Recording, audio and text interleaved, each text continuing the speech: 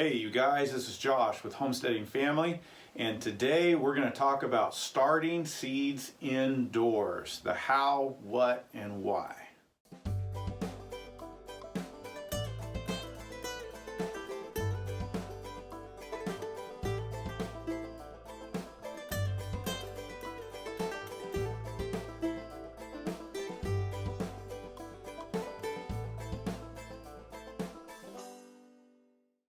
Alright, so there are two main reasons why you might want to start seeds indoors. And one of the main ones is just simply season extension. Getting an earlier start so you can get these plants going early in the season because your outdoor environment won't allow for it, like us here in North Idaho and really a lot of North America and other places in the world. It's great to get them going inside for the first few weeks to get a jump on the season so that by the time it's warm enough outside, you've already got a plant that is to good size. And for places in Idaho like us, things like tomatoes, peppers, cucumbers, melons, those are all really important to extend the season as long as possible.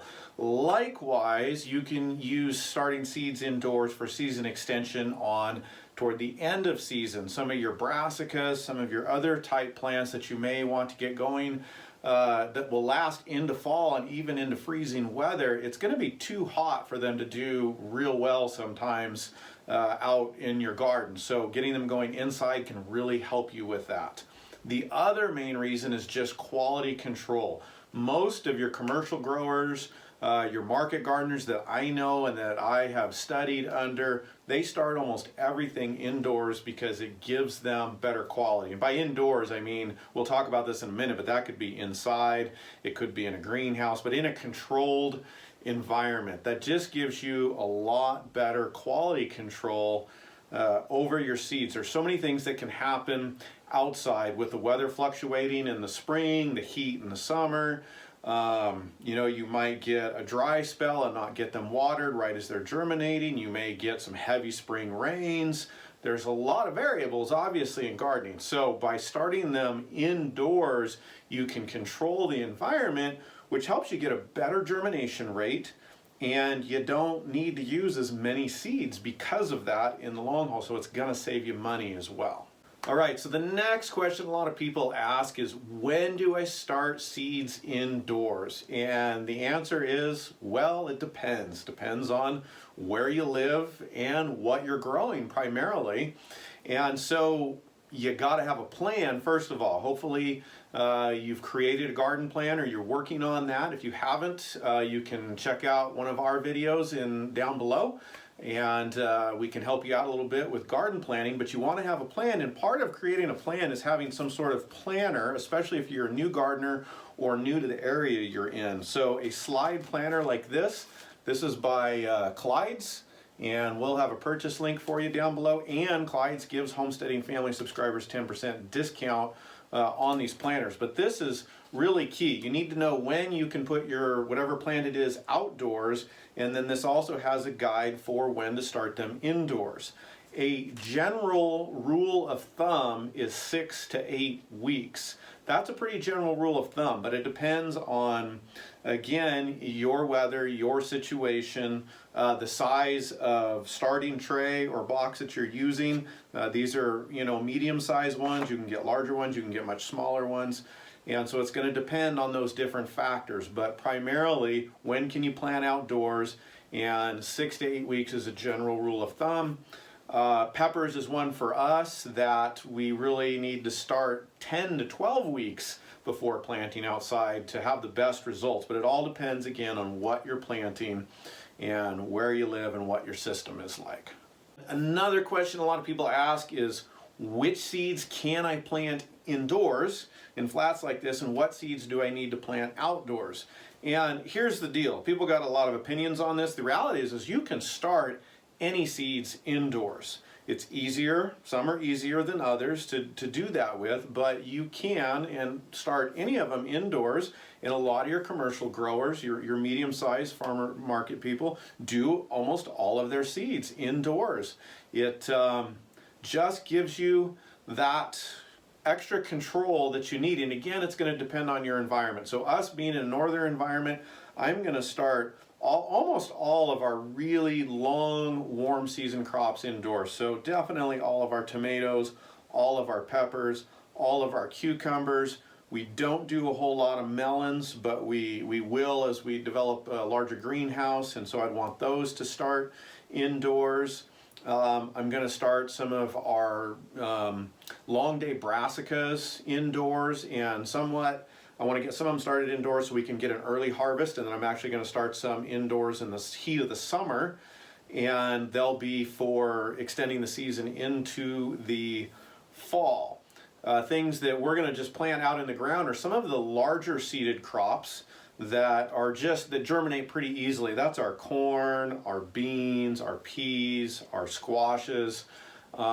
Most of those, other than a few summer squashes, we don't need to start indoors. But again, it depends on your environment. So you want to have that plan together. You want to know when your last frost is, what plants can go out, and make determinations based on that.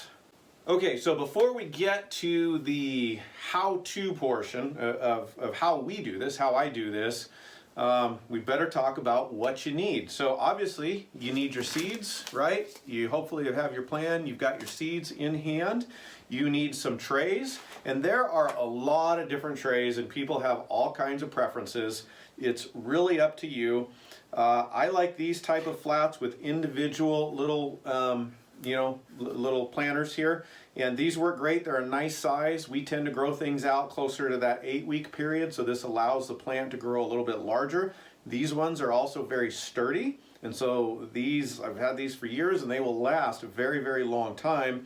And I like them because they're individual, so as we're out in the field planting, we can just set them one by one right where they go, and somebody else can come along and plant. So there's a real nice efficiency to that. You don't have to do it that way. You can get a tray that has all of them in one tray.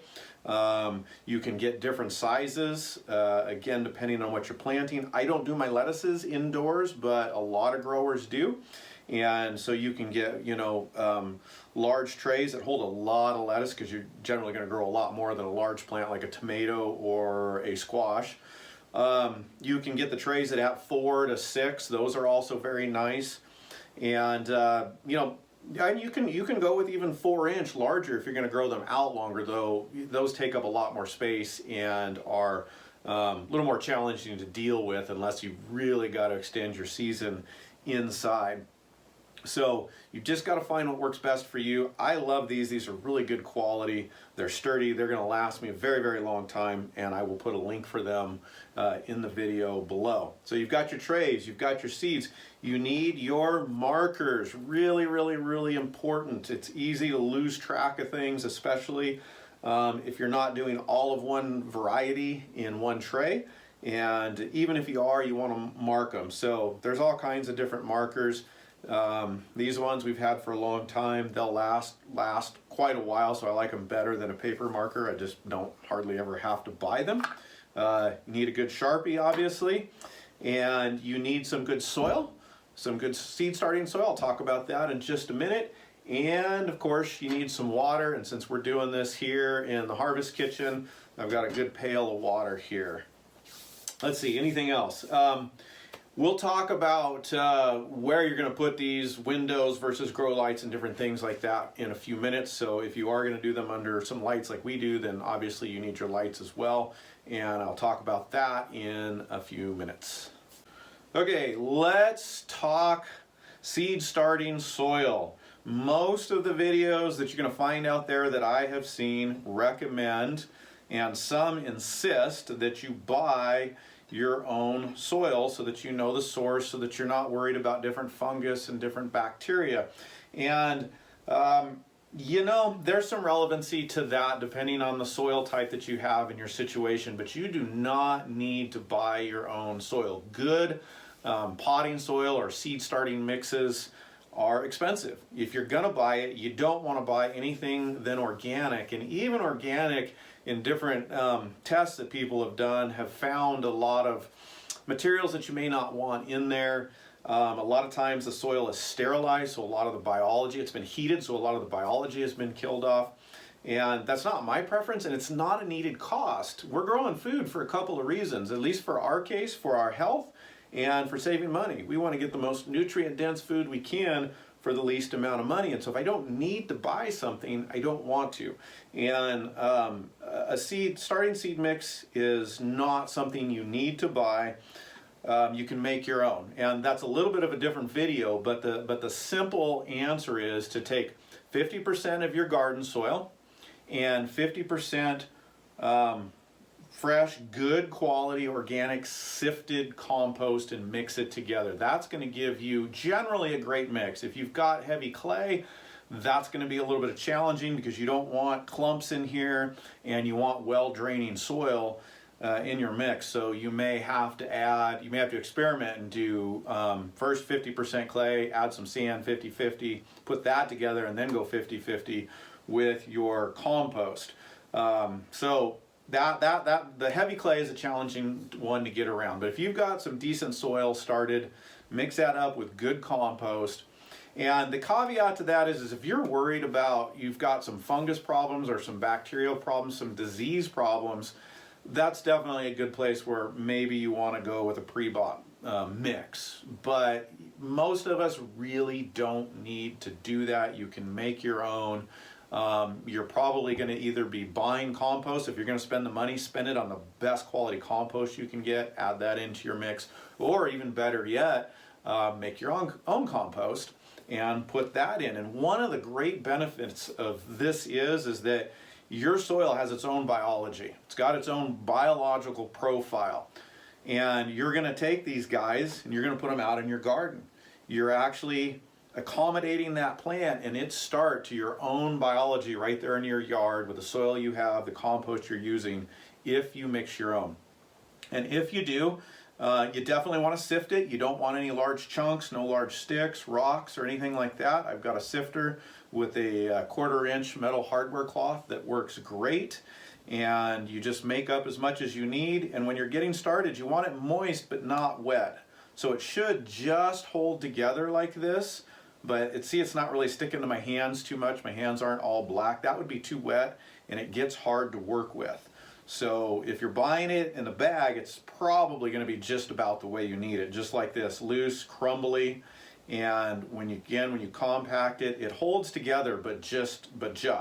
And if you're having to add water to it, you at the most want to get a little bit of drop of water out of it. That for me is too wet. I want it just sticking together. That makes it real easy to work with, as you'll see here in just a minute. Doing the seeds is really the easy part. It's getting all the parts together and having a good plan to ensure success. Actually planting your seeds is really easy. There's a few rules of thumb if you've got this all together. I like to get my soil in. This tray here is done, and I like to get my soil in. I like to mark all my rows or my different pots so that I know where I'm going to put my seeds ahead of time. And so to fill these up, you can do it a different way. On these ones, because they're single, I've got to dunk them in.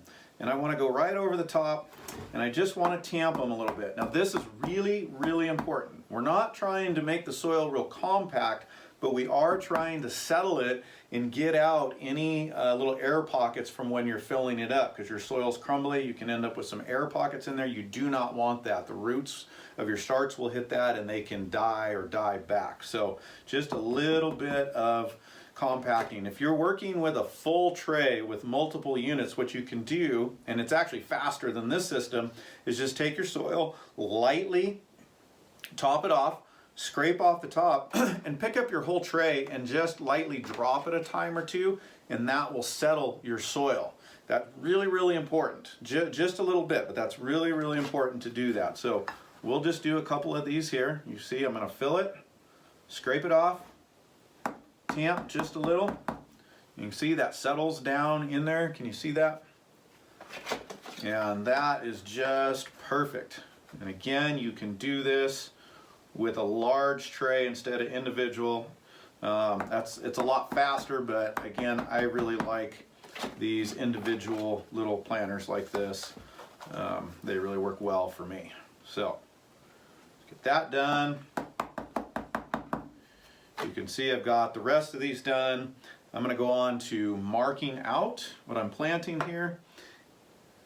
And what do we got? Okay, we're putting in some saucy tomatoes from Adaptive Seeds. Adaptive is one of our favorites. So I'm going to get these opened up, get those ready, and I'm going to get a marker going. Be real clear as to what you're growing. I'm growing several varieties of tomatoes, so I want to mark them as tomato, and I want to write down the specific variety. This will save you a lot of hassle, guys. Don't forget to do this one before you start. It's real easy to get all going, and you've got several different seeds, you put them all in, and you go to do your identifiers, and you forget which row you put them in. So do them beforehand. In this case, I've already have these marked, and I've already gotten them done. So I'm going to go on to these 2 rows. And we've already settled these, so we don't need to poke a hole in them unless you're doing a larger seed that you need to get down deeper. We're just going to come over and add soil to the top. So by just that little bit of settling, it's all ready to go, and that makes it a little bit faster. We're going to drop our seeds in 2 to 3. Make sure you're buying good quality seeds. Don't buy seeds on the cheap. We all want to save money, and we want to do things for as least expensive as we can. On the other side, there's 2 places. One is your seeds, the other is your soil. That is not a place to skimp. There's nothing worse than buying something like cheap seeds and getting a horrible germination rate. You've waited, all this time, done all this work, and they don't come up. That's just no fun at all. So buy good seeds, good open pollinated seeds, and save your money elsewhere. And there were not a lot of seeds in there. Okay. So, and I think that's the only pack. We'll be right back. I'm going to have to go see if I have any more of this variety. Okay, so I ran a little bit short on those saucies, so I'm going to add in some more Jories as one of the other varieties I'm using from Adaptive Seeds.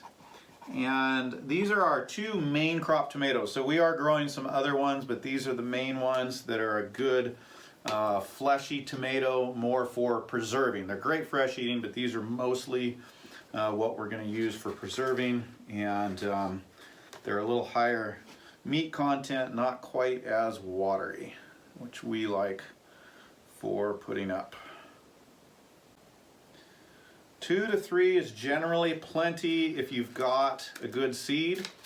Sometimes we have leftover seeds and we don't want to waste them, so we try to store them well, and we'll use a few extra if they're older seeds. But if you've got new seeds, 2 to 3 is generally great. Okay, so we've got all our seeds in, really easy, ready to go.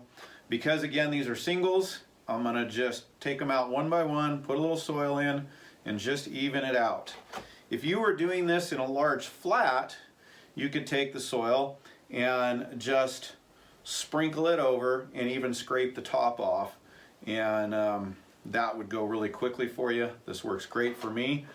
How much to cover the seeds up is another key topic here, and the general rule of thumb is 2 times the greater width of the seed. 2 times the greater width of the seed. So something like tomato seeds, we don't need much. Obviously, corn or beans, you need a lot more. That's why you'll hear often about 1 inch for some of those, 3/4 of an inch to 1 inch. I have found that if you've got a good loose soil, it's usually, I've had better success going a little extra than a little less. You want to give them a good little covering, and this soil, as you water it, is going to settle a little bit. So this is not something to stress over a lot. Just don't bury them deep. You want them to get up nice and easy, but you also don't want them just dusted. You want a good covering, so you don't have to stress a lot about this. Do try to just even it out a little bit. Okay, this is super, super easy. And again, if you're working in a flat where it's all one tray or multiple 6-packs of trays, it's even much faster than this. Yeah, that's what I used to use for a lot of years. Like I said, it worked great, and at this stage it's actually a little bit faster because you can just sprinkle your soil over the top and take a little ruler or a little stick and just clean it right off. And I've seen a lot of market gardeners do it that way. And for production and efficiency, it's great. Again, we just grow ours out several weeks, and I like the individual trays so that I can set them out right where they go so the other person can come along and plant them in, you know, whatever group of people we have working. So we're almost there, guys. We're almost done. This was really, really simple. Next, we need to water. And you'll see here that I have one of the bays open. And that's because I like to see the water level. And there's a couple different ways to water. A lot of people water over the top, and there's absolutely nothing wrong with that if you do it lightly. You don't want to flood, you don't want to dump a whole lot of water around. That can swish your seeds, it can bury them deeper, it can bring them to the top. And so if you are going to overhead water with a sprayer or something, then make sure you get it on not too heavy of a spray. One of the challenges with watering from overhead is knowing if you've watered deep enough.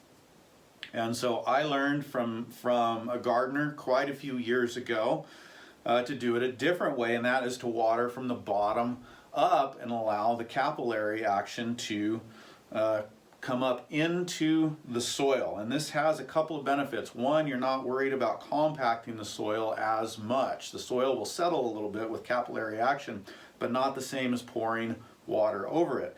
The other thing that's really great about it is it's a little lower maintenance, because you can fill up your tray and you can either pull one of these out to look at it, or you can leave out a section and you can visually see if there's water.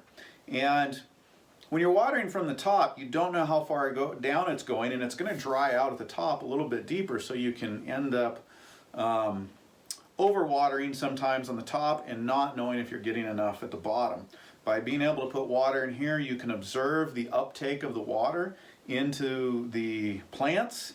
And you'll know real quick if you're putting too much water in, because you'll start to get glossy on top and even start to get a little bit of green mossy looking stuff there, and then you know, hey, I need to back off. And after you do this for a while, you get a feel for it. But if that happens, you just let it go for a little while.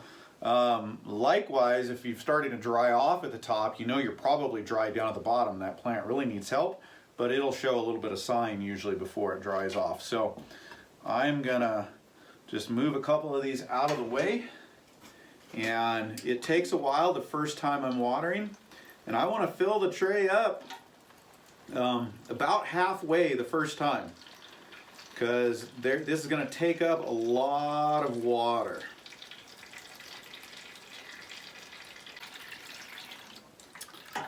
Okay, so I've got that filled up a little over halfway, and I've got my little spot in here that I can see, or I can pull one of these out to look, and it's going to take anywhere from a few hours to even 24 hours, depending on your soil, before all the moisture soaks up. Now, if you're checking this and all the water's gone in the bottom of the flat, and you're not seeing that the water has gotten all the way to the top, then you need to add more water. Maybe fill it up a quarter of the way so, and make sure that water gets up to the top, and then you're going to observe from there.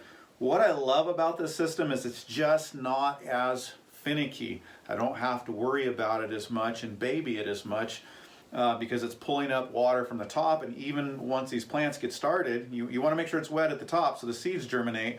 But once they get started, those roots go down. I'm not even worried about it drying out at the top a little bit. And it's just lower maintenance, and it works really, really well. I think it was Carol Deppy that I learned this from. I don't remember for sure, but it has worked absolutely great for us.